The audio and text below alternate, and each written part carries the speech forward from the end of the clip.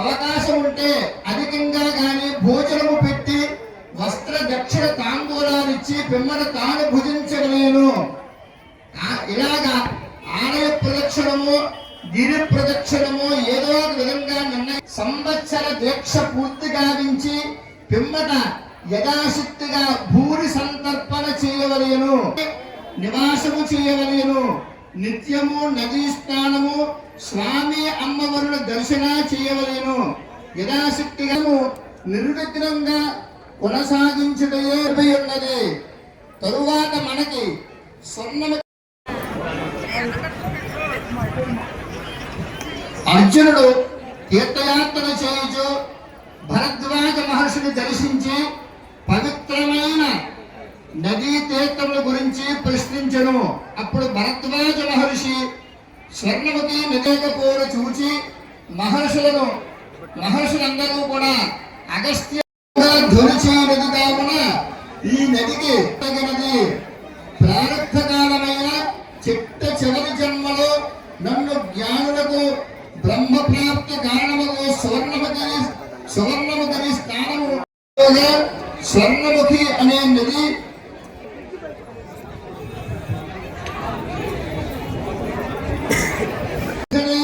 ఆనందముగా సుఖముగా నుండును.